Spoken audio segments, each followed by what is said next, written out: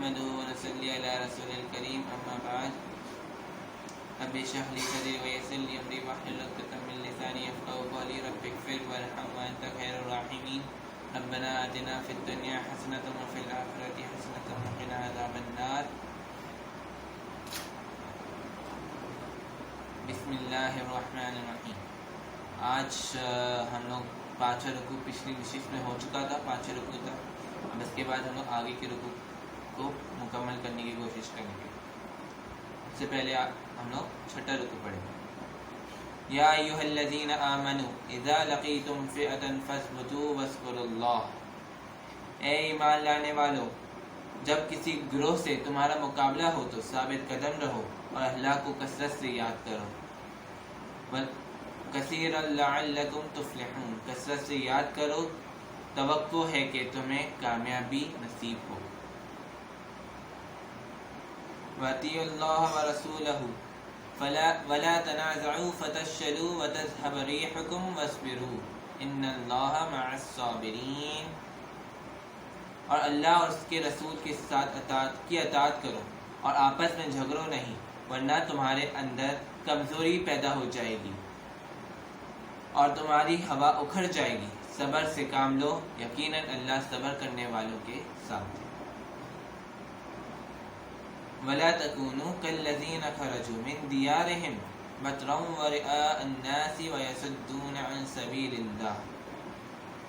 اور ان لوگوں کے ساتھ رنگ ڈھنگ نہ اختیار کرو جو اپنے گھروں سے اتراتے اور لوگوں کو اپنی شان دکھاتے ہوئے نکلے اور جن کی روش یہ ہے کہ اللہ کے راستے سے روکتے ہیں. واللہ بما یعملون محیط. جو کچھ وہ کر رہے ہیں وہ اللہ کی گرفت سے باہر نہیں ہے. اب اس میں اللہ تعالیٰ یہ فرما رہے ہیں، سب سے پہلے تو اس میں صبر کا کہا گیا کہ صبر اختیار کرو اے مسلمانوں. وہ بھلے اتراتے ہوئے اور شان و شوکت دکھاتے ہوئے اور یہ دکھاتے ہوئے کہ ان کی طاقت پرجوش پربلند ہے، جو مسلمان نہیں ہوئے اور ان غیر مسلمانوں کو دکھاتے ہوئے، اور جو اپنے ان حرکتوں سے ان چیزوں سے اور ان اترانے والی حرکتوں سے اللہ کے دین میں اور اللہ کی طرف راہ میں غالب ہونے والے لوگوں کو جو روکتے ہیں.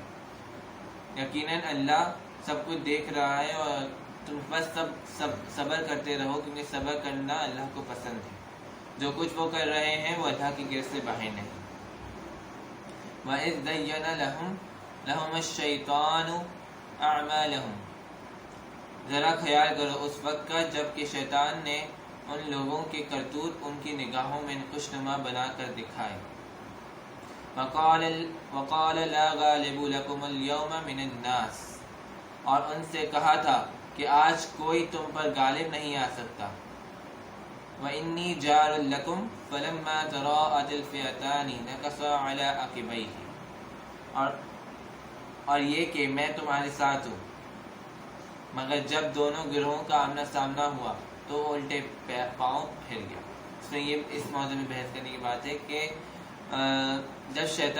جب یہ لوگ اترانا شروع کر رہے تھے تو اس وقت جب یہ میدان جنگ میں پہنچے، آمنا سامنا ہونا شروع ہوا، تو اس سے پہلے ہی شیطان نے ان کو یہ کہہ دیا تھا اور ان کی کرتوتوں کو، ان کے اعمال جو یہ وہ برے اعمال کر رہے تھے وہ بتا رہے تھے کہ تم سب صحیح کر رہے ہو، تم لوگ حق پر ہو، تم لوگ صحیح ہو.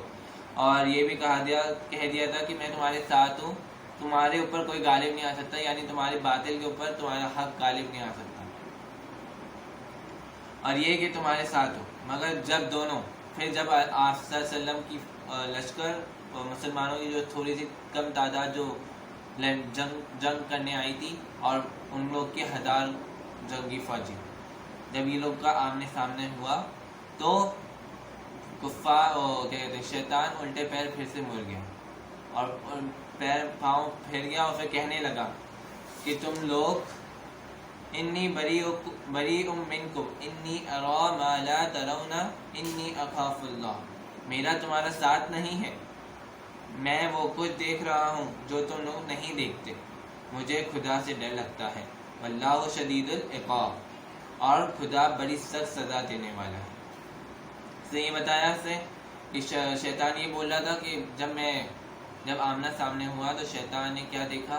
شیطان نے ان فرشتوں کو در قطار اترتے ہوئے دیکھا. وہ ہزار در قطار پیدل پہ جو فرشتے مسلمانوں کی مدد کرنے کے لیے اتر رہے تھے، شیطان نے ان فرشتوں کو دیکھا اور کہنے لگا مشرکین مکہ سے کہ تم لوگ وہ چیز نہیں دیکھ رہے جو میں دیکھ رہا ہوں، مجھے تو اللہ سے ڈر لگتا ہے، تو اس سے میرا اور تمہارا ساتھ نہیں ہے، کیونکہ اللہ سخت سزا دینے والا ہے۔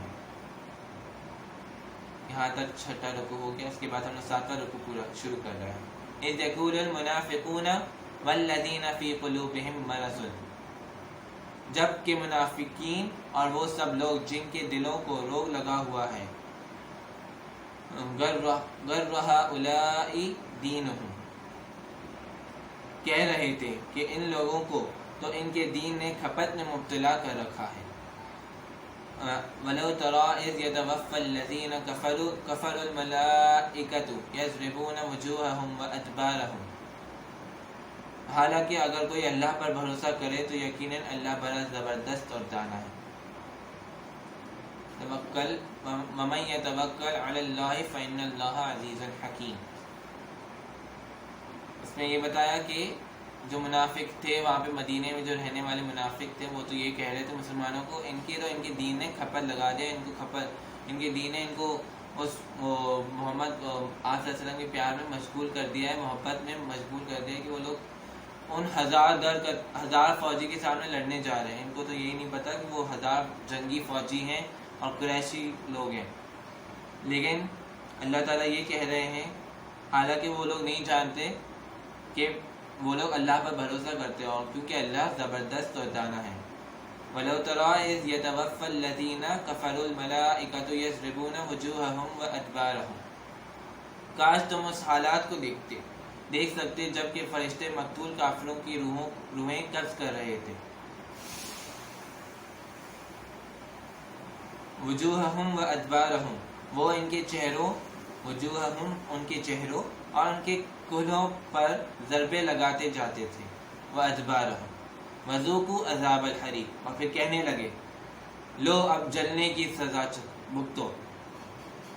ذالک بما قدمت ایدیکم وان اللہ لیس بظلام للعبید، وہ جزا ہے، یہ وہ جزا ہے جس کا سامان تمہارے اپنے ہاتھوں نے پیشگی مہیا کر رکھا تھا، ورنہ اللہ تو اپنے بندوں پر ظلم کرنے والا نہیں ہے۔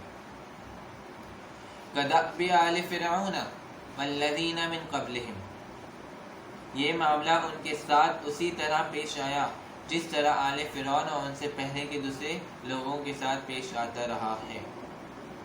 کفروا بآیات اللہ فأخذہم اللہ بذنوبہم، کہ انہوں نے اللہ کی آیات کو ماننے سے انکار کیا۔ ان اللہ قوی شدید العقاب، ان کے گناہوں پر انہیں پکڑ لیا۔ ان اللہ قوی شدید العقاب، اللہ نے پھر ان کو ان کے گناہوں پر پکڑ لیا۔ یہ وہی بات ہے کہ جب بنی اسرائیل نے اور فرعون کے جو پیروکار تھے انہوں نے حضرت موسیٰ علیہ السلام کے اوپر پیروی کرنے سے منع کر دیا تھا، اور اللہ کی پیروی کرنے سے منع کر دیا تھا، اور نافرمانی کرنا شروع کر دی تھی موسیٰ علیہ السلام سے، تو آل فرعون کی اس نافرمانی پہ اللہ تعالیٰ نے ان کو پکڑ لیا۔ ذالک بأن اللہ لم یکن مغیرا نعمتا انعمها علی قوم حتی یغیروا ما بانفسہم وان اللہ سمیع علیم، اللہ قوت رکھتا ہے اور سخت سزا دینے والا ہے۔ یہ اللہ کی اس سنت کے مطابق ہوا کہ وہ کسی نعمت کو جو اس نے کسی قوم کو عطا کی ہو اس وقت تک نہیں بدلتا جب تک کہ وہ خود اپنے طرز عمل کو نہیں بدل دیتی۔ اب اس میں اللہ تعالیٰ یہ بتا رہے ہیں کہ اللہ تعالیٰ کی سنت کے خلاف ہے کہ جب تک اللہ تعالیٰ اس قوم کی حالت اور اس قوم کے اوپر عذاب نہیں نازل کرتا، جب تک وہ خود اپنی برائیوں میں مبتلا نہیں ہوتی یا خود اپنے عمل سے یہ ظاہر نہیں کرتی کہ ہم انکار حق کرتے، تو تب تک اللہ تعالیٰ ان کے اوپر عذاب نہیں ڈالتا۔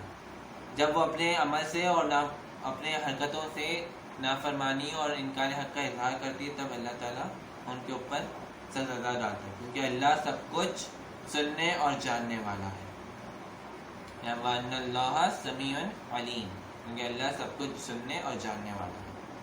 كَدَأْبِ آلِ فِرْعَوْنَ وَالَّذِينَ مِن قَبْلِهِمْ، آل فرعون اور ان سے پہلے کی قوموں کے ساتھ جو کچھ پیش آیا وہ اسی ضابطے کے مطابق تھا۔ کذبوا بآیات ربهم فأهلكناهم بذنوبهم وأغرقنا آل فرعون وكل كانوا ظالمین۔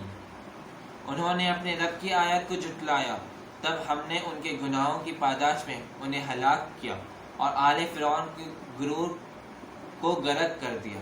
یہ سب ظالم لوگ تھے۔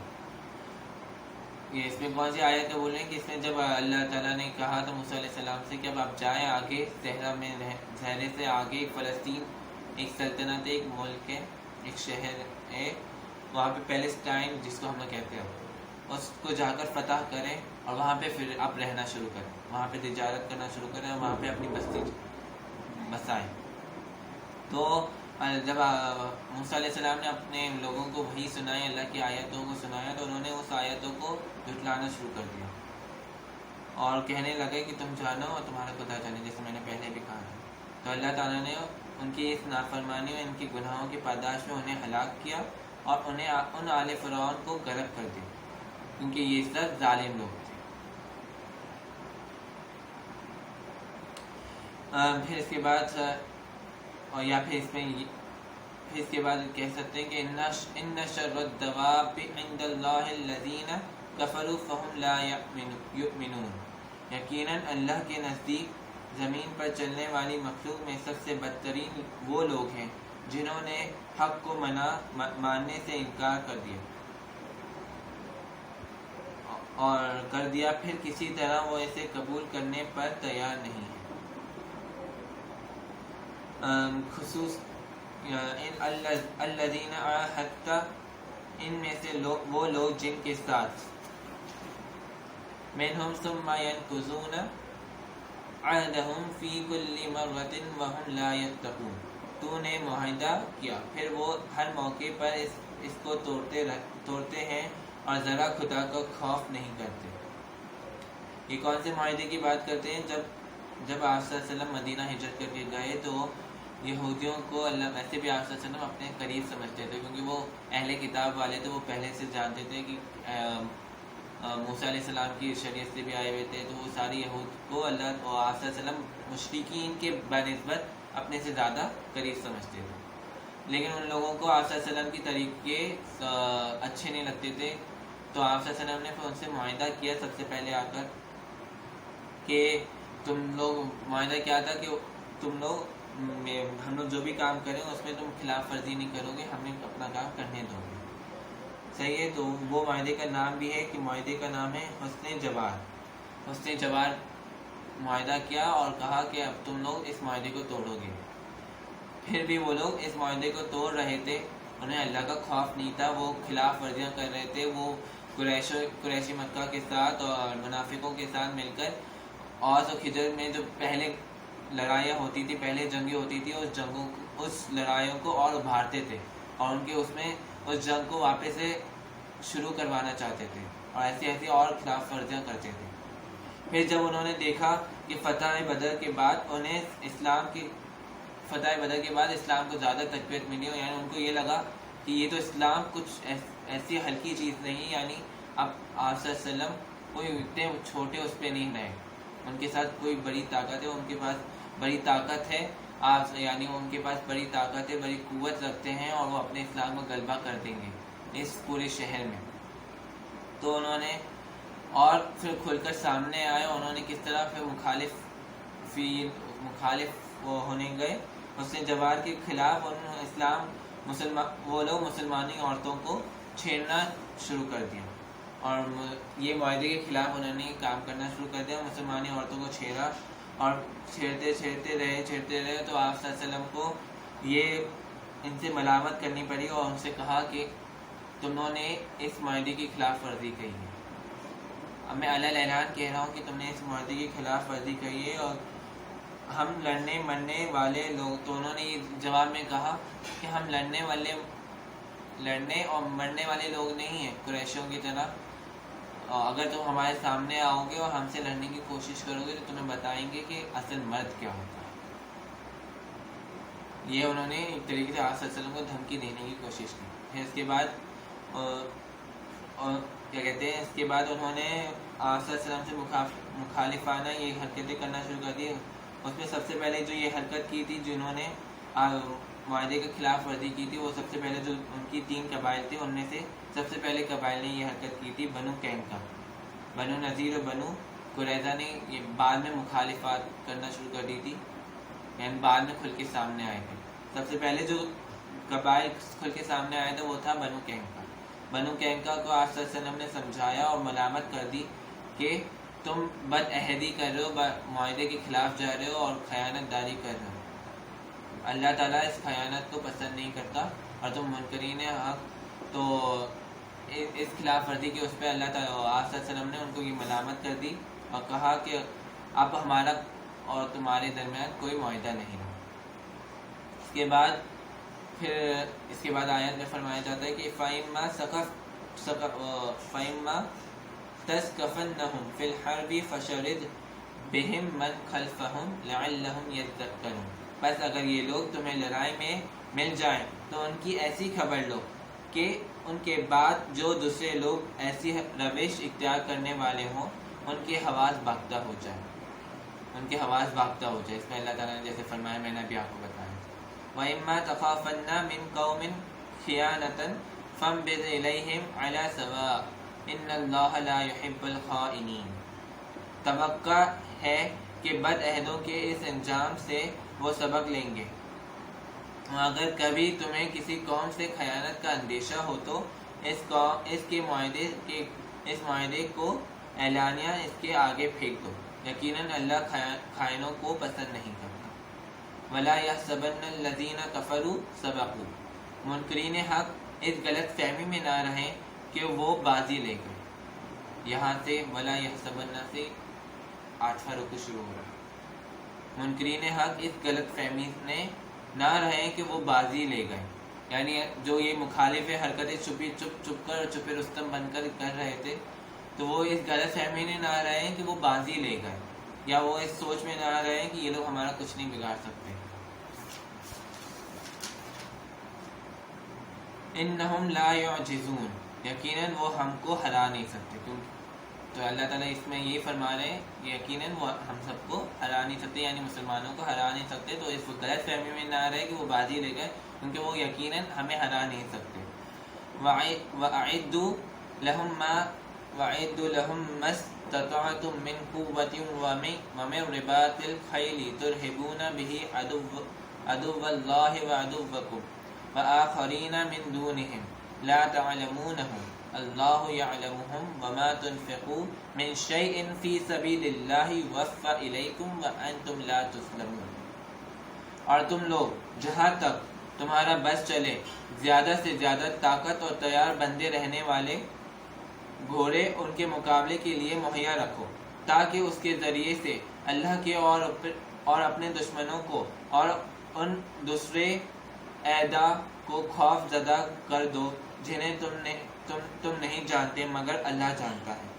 اللہ کی راہ میں جو کچھ تم خرچ کرو گے اس کا پورا بدل تمہاری طرف پلٹا جائے گا، اور تمہارے ساتھ ہرگز ظلم نہ ہوگا۔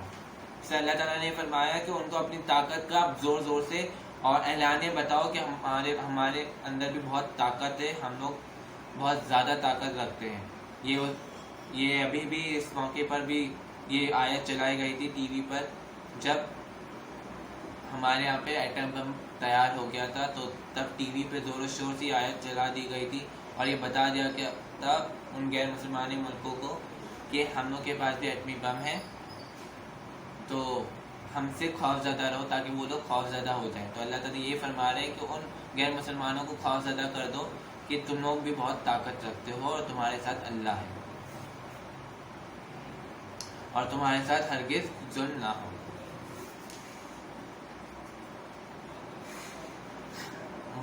وَإِن جَنَحُوا لِلسَّلْمِ فَاجْنَحْ لَهَا وَتَوَكَّلْ عَلَى اللَّهِ إِنَّهُ هُوَ السَّمِيعُ الْعَلِيمُ وَإِن يُرِيدُوا أَن يَخْدَعُوكَ فَإِنَّ حَسْبَكَ اللَّهُ هُوَ الَّذِي أَيَّدَكَ بِنَصْرِهِ وَبِالْمُؤْمِنِينَ۔ اور اے نبی، اگر دشمن صلح و سلامتی کی طرف مائل ہوں تو تم بھی اس کے لیے آمادہ ہو جاؤ، اور اللہ پر بھروسہ کرو، یقیناً وہی سب کچھ سننے اور جاننے والا ہے۔ اور اگر وہ دھوکے کی نیت سے نیت رکھتے ہوں تو تمہارے لیے اللہ کافی ہے۔ اللہ تعالیٰ نے فرمایا کہ اگر اب کوئی غیر مسلمان قوم یا کوئی ایسی قوم جو تم سے صلح کرنا چاہتی ہو لیکن وہ انکار حق ہو، پھر بھی تم سے صلح کرنا چاہتی ہو، تم پر مائل ہو تو تم بھی اس کے ساتھ ان کے لیے آمادہ کرو، یعنی ان کے ساتھ تم بھی صلح کرو اور اللہ پر بھروسہ رکھو، بھلے اگر وہ دھوکہ دہی کی نیت سے آئے اور دھوکہ دہی کی نیت سے آئے تو تمہارے لیے تو صرف اللہ ہی کافی ہے، تم بس اللہ پر بھروسہ رکھو اور کسی پر بھروسہ مت کرو اور صلح کا آمادہ کرو۔ وہی تو ہے جس نے اپنی مدد سے اور مومنوں کے ذریعے سے تمہاری تائید کی اور مومنوں کے دل ایک دوسرے کے ساتھ جوڑ دیے۔ وَأَلَّفَ بَيْنَ قُلُوبِهِمْ لَوْ أَنفَقْتَ مَا فِي الْأَرْضِ جَمِيعًا مَا أَلَفْتَ بَيْنَ قُلُوبِهِمْ وَلَكِنَّ اللَّهَ أَلَّفَ بَيْنَهُمْ إِنَّهُ عَزِيزٌ حَكِيمٌ۔ جوڑ دیے تم روئے زمین کی ساری دولت بھی خرچ کر ڈالتے تو ان کے دل نہ جوڑ سکتے تھے، مگر وہ اللہ ہے جس نے ان لوگوں کے دل جوڑے، یقیناً وہ بڑا زبردست اور دانا ہے، یعنی بڑا زبردست اور عقل مند ہے۔ اللہ تعالیٰ اس وقت یاد دلا رہے ہیں کہ تم مجھ پر بھروسہ رکھو۔ پہلے تو یہ فرمایا کہ مجھ پر بھروسہ رکھو اور یہ ڈرو مت کہ وہ تمہارے ساتھ دھوکہ دہی کر دیں گے، بھلے وہ نیت سے آئے ہیں، اس نیت سے آئے ہوں تو تم بس اللہ، تمہارے لیے تو صرف اللہ ہی کافی ہے، وہ تمہاری مدد ضرور فرمائے گا۔ اللہ تعالیٰ نے آگے آیت میں فرمایا، پھر وہ وقت بھی یاد کرو کہ جب تم ہجرت کر کے مدینہ گئے تھے اور اوس اور خزرج کے لوگ بہت جنگی اس میں تھے، جنگ کر رہے تھے ایک دوسرے سے، ان کے دلوں میں لڑائیاں تھیں، ان کے دلوں میں وسوسے تھے ایک دوسرے کے خلاف، پھر بھی اللہ تعالیٰ نے تمہارے لیے ان کے دلوں میں تائید اور نصرت ڈال دی اور تمہارے لیے ان کے دلوں میں محبت ڈال دی اور دین کے لیے ان کے دلوں میں محبت ڈال دی، کیونکہ اللہ بڑا زبردست اور دانا ہے۔ یا ایھا النبی حسبک اللہ ومن اتبعک من المؤمنین، اے نبی تمہارے لیے اور تمہارے پیرو اہل ایمان کے لیے تو بس اللہ ہی کافی ہے۔ اس میں اللہ تعالیٰ نے فرمایا کہ بس اللہ ہی کافی ہے، تو یہ یاد رکھو کہ اگر وہ کسی بھی نیت سے آئیں، کسی بھی نیت سے تمہارے ساتھ صلح کرنے آئے تو اللہ ان کے دلوں کا حال جانتا ہے، تو بس اللہ پر بھروسہ رکھو۔ اور یہ بھی بات یاد رکھنا کہ جب اللہ اور خضر کے ان جنگی لوگوں کو، ان جاہلیت کے لوگوں کو دین کی طرف غالب کر سکتا ہے اور تمہارے اوپر ان کو ایمان دلوا سکتا ہے اور اللہ کے اوپر ایمان دلوا، اپنے اوپر اللہ کے اوپر ایمان دلا سکتا ہے اور ان کو دین کی طرف راغب کر سکتا ہے، تو اللہ کچھ بھی کر سکتا ہے۔ تو اہل ایمان والوں، تو بس اللہ تمہارے لیے صرف کافی ہے، تمہیں بس اتنا یقین ہونا چاہیے۔ صدق اللہ و مولانا عظیم۔ آج ہم نے 3 رکوع پورے کیے، اس کے ساتھ ہمارا وقت بھی آج کے اس نشست میں میرا وقت ختم ہوتا ہے۔ انشاءاللہ اگلی نشست میں ہم لوگ آخری کے 2 رکوع پورے کریں گے اللہ کے کرم سے۔ اس رکوع میں اس رکوع کو اللہ تعالیٰ نے 3 رکوع کو میرا پورا کروا دیا، اور اگر کوئی غلطی یا کوتاہی ہوئی ہو تو مجھے معاف کر دیجیے گا۔ السلام علیکم ورحمۃ اللہ وبرکاتہ۔ سبحانک اللہم وبحمدک ونشہد ان لا الہ الا انت نستغفرک ونتوب الیک۔